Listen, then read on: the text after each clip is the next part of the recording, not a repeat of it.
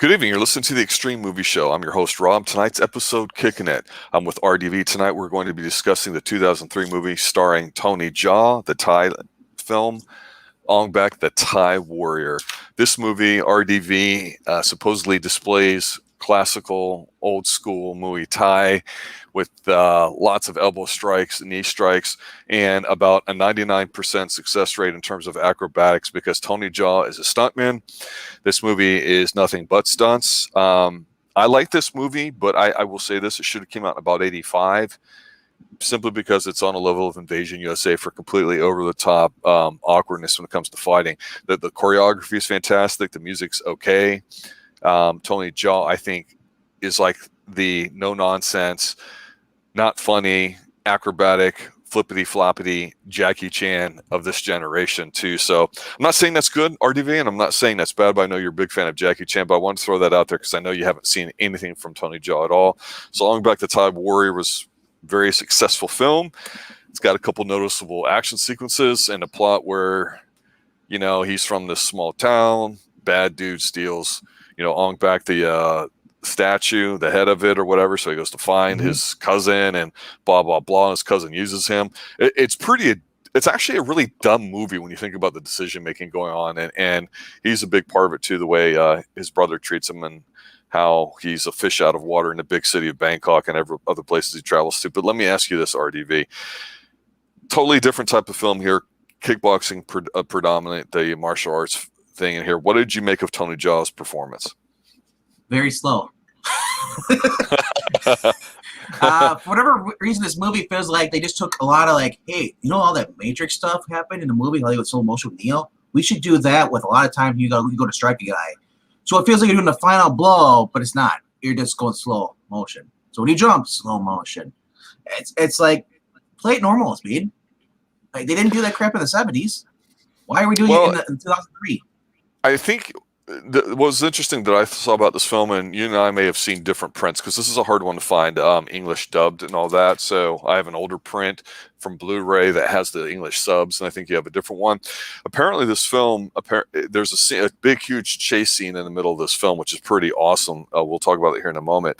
And a little Easter egg written on the side of one of the walls is, you know, Luc Besson, come save us, or something along those lines. And the idea is that they put in a few of these here because this is a small film that they tried to make, and they wanted to try to get picked up by somebody who might get the distribution rights. Apparently, Luc Besson, who's, you know, well known in Europe, has done a lot of things. He apparently got involved with it, but sometimes the movie, depending on which region you're looking at, whether you're in the United States or Europe or, you know, Australia, of course, we have a lot of people listen to us from Asia. It's a little bit of a different cut. Like, the music's rescored, and they've done a little bit of re-editing with some of the scenes.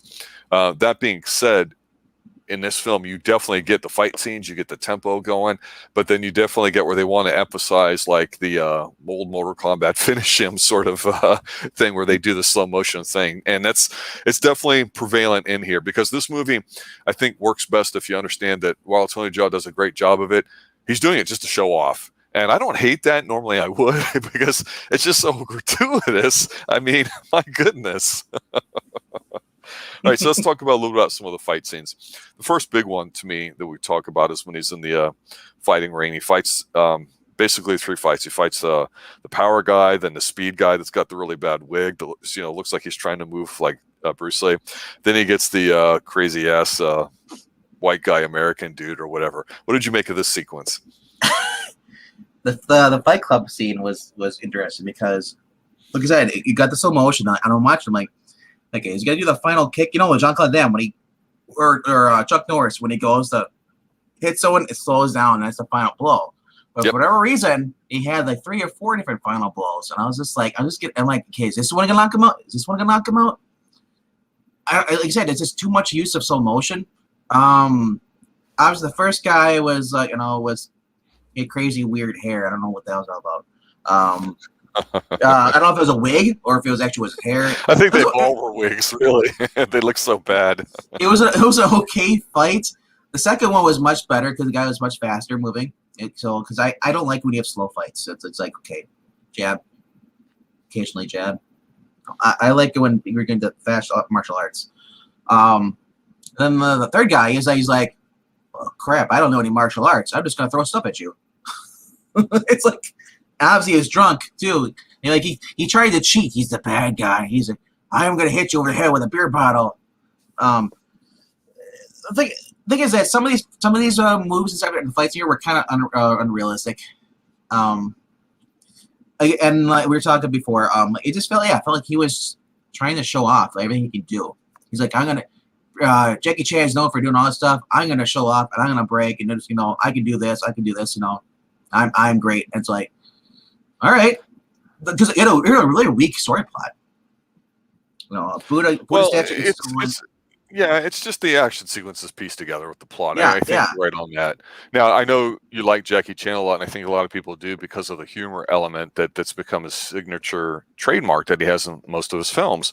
I would say I think Tony Jaa kind of stands out here in the sense that he's not really funny with what he does. And obviously he decided, hey, if I'm going to make this one film, I'm definitely going to put a lot on tape for everybody to see absolutely 100% of everything I can do, because this movie does not stop with it. It literally is like 10, 15 minutes of fighting or a chase, and then a few minutes to kind of stitch the plot together. And we don't really care about the plot when we're watching it. We don't hate the characters. We've all seen them before. We get the drug dealer guy that goes up to the boss guy that's got the stupid little larynx voice coder that's like dogs like this, and it's just stupid. Although it seems like the two old guys there making prop bets, trying to fight over who's got the best posse of women rubbing their shoulders. I thought that was kind of neat. It is a grimy looking film filmed I think mostly on location, but the one thing I think is very impressive about this film, RDV, is the second big sequence to me, and that's the chase scene. So there's a scene where he's in the alleyway and he's there with his cousin and a friend and the gang that his cousin owes money to. They find themselves in this predicament. And what I liked about this is it has a good tempo to it. And it's one of the things that I appreciate about this film is that while Tony stars in it and you get to see how flexible he is and athletic, he's not a big dude like Jackie Chan isn't either. It's just that, he looks a lot wiry compared to Jackie Chan, who looks a bit more blocky. But Jackie Chan was only like maybe 5'9", 150. And he's not a big dude. And Tony doesn't even look like he's that size. But they're running, and so you get to see him literally running on people, jumping over stuff. The way they film it with the pulling camera, it really gives you a sense that of the speed and the floating part, which I liked. I don't think it's sped up. And then, of course, one of my favorite scenes is where the two guys, of course, it's like driving a truck. You're going to run into a barrel of fruit. That's just kind of standard in a movie, right? Or the pane of glass. So instead of a pane of glass here, although we do get a flip through two of them actually, which is cool, is when they have this gigantic, huge barbed wire circle that these two guys are moving across the alleyway for whatever stupid reason, and he literally jumps through them with his legs going forward. It's really breathtaking, some of the stunts that he does on here, because you get a little bit of climbing and some flippity stuff, like you said, and I totally agree. Totally unrealistic, totally unbelievable, but it's kind of breathtaking in a way. I was really impressed by this sequence. It's my favorite of the film. What did you think? Like I said, I'm more used to the Jackie Chan stuff, but I'm also used to I was watching some of the Tony Jaa movies. It's a lot more focused, I guess, as far as the characters. I guess I don't know. It's more of a film than a show off. This was just all like, hey, look what I can do. I'm like, yeah, I've seen so many other people do this too. You just do elbows and strikes and all that stuff. And like, got a fetish for the elbow strikes. I know that's a style, but it's like, man, yes. Got slow motion, elbow to the head, chop. And I said, and I agree with the unrealistic as far as the fight scene, the final fight scene with the guy. He's got the bandsaw. He's whipping him with it. I'm thinking and then he tries to block it with his arms. Dude, your arms are all messed up. You're not gonna fight. I don't care how chi level you're wired. I don't care what your arms are just cut to pieces. Your wrist and everything, because you're in the saw. It's a dull blade. It cuts deep and all that stuff. Well, Tony's like the Yngwie Malmsteen of the martial arts community, where Yngwie would argue that being one of the greatest guitarists ever on the planet is certainly in my mind, where people say, well, Yngwie plays too much, too many notes, 10,000 notes when you only need 10. And he's like, when people say less is more, I say bullshit, more is more. And that's certainly what Tony Jaa is. So maybe that's one reason why I like him, because I want to bring up Chuck Norris and compare it to the final fight, because I think you mentioned something really important here, and that's this. you can talk about believability or just demonstrating something as long as you're entertained.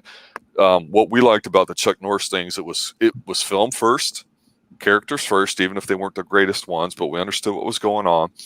And while Chuck being legit came across, it really was not but maybe 5-10 minutes worth of action in the films leading up to something big. Maybe they had one spectacular stunt. Maybe they had one neat little fight scene or something, but you could feel the tension building up for the big final fight. So that was the less is more approach. And I think we got used to that with Chuck Norris films until he turned action star, meaning with guns in the mid 80s. Here, Tony's like not bothering with guns. He's saying, I'm going to get every crescent kick, roundhouse kick, helicopter kick, backwards kick, side kick. I mean, you name it, you're getting in here, and you're getting about 100 of them in each fight. I mean, it is exhausting in a way to watch because you're like, oh my god, it's so much. So yeah, when you go back and you watch this film, like I did, you start going, yeah, wow, his stunt team really helped him out a lot here, because there's several scenes where he's running and then he actually like jumps on top of people as he's running, and you're like, really? And I think allegedly it was supposed to be no wire work and he did the stunts himself, but you can kind of tell the way it is. It's just a demonstration for him to literally be a platform to display allegedly, old school Muay Thai, which I don't know good enough to say whether he's doing a good job or not or what. I will say I was entertained by it. In the final fight, of course, he wins against the final boss guy with a neat little situation where he goes to do a double running knee strike with his elbows, and then he pulls his legs back, so he dives through the platform, and then the Buddha head rolls over the bad guy. It's predictable. And there's even a spot earlier in the film I forgot to mention where he's fighting a guy, and then there's a shootout, the only scene with guns, I believe, and he gets his legs caught on fire, and he does like this spinning reverse kick while his legs are on fire, and then jumps and pulls them off. I'm like, that's a great stunt. So for me, I agree. If you like the Sonny Chiba more like 60s, 70s, more kind of probably actually violent films in terms of what they would show, even with fake blood or that sorts of things, this is not that film. But if you want just gratuitous, excessive displays of acrobat, watch this film, because it's exactly what it is. And I gotta say, I don't think it's the greatest film, but I enjoyed it, and I was like impressed enough to go, hey, he's not Scott Adkins, but who is? But he's like the Asian Scott Adkins in a sense. Extremely athletic, very acrobatic, stuntman, working to get on screen. And of course, he's done several things since then, since this movie's from 2003.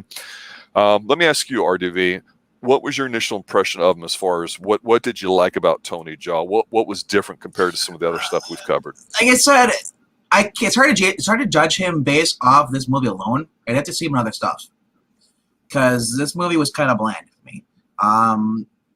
And like I said, if I watch more movies with him, maybe maybe he'll stand out more. Because this just felt like it was like a movie made for somebody else, and you just threw a stuntman in there just to show off what he could do. Like you could have had, this could have been a Chuck Norris movie. This could have been a Jackie Chan movie, without the humor. Yeah. Yeah. Like I said, it just felt bland to me. I guess they did two more movies after this, so maybe they get better. I don't know. They get more creative, I will say, as far as what they try to show you. I know in one of the films there's like this 10-minute fight sequence, and literally, allegedly, it's like one entire camera shot where he goes from like the bottom floor of this hotel all the way around this giant winding staircase in like this elite level hotel till it gets to the top boss level. I mean, they definitely play around with it a little bit, because I have seen the trilogy. I mean, he is talented. He knows what he's doing. I'd love to see him like in other movies other than this movie we saw here. Because so I'm going based off looking at other movies. As far as you look at Chuck Norris, you look at Bruce Lee. Everybody has their own style, and I want to see if this is just his only style, or if he does this in other movies. Because my biggest thing is my problem is the slow motion.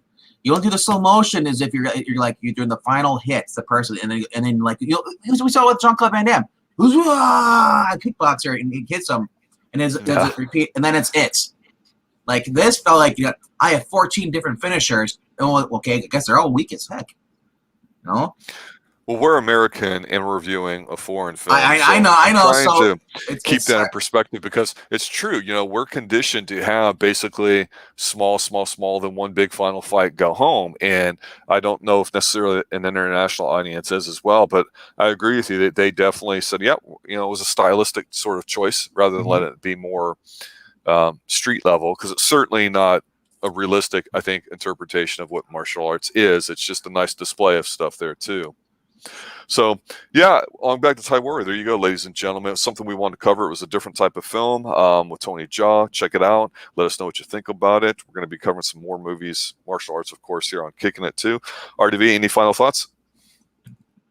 Final thoughts? Check out this movie. Check out Street Fighter, Sister Street Fighter. Just to look at any of the movies from the 70s, martial arts, check out Tubi TV. They got a lot of martial arts movies on there, including Ong Bak 3. I know they have that on there. And just, if you're a martial arts fan, Tubi TV is pretty much the place to be. And it's all free. You can watch it with your Roku, your PC, whatever.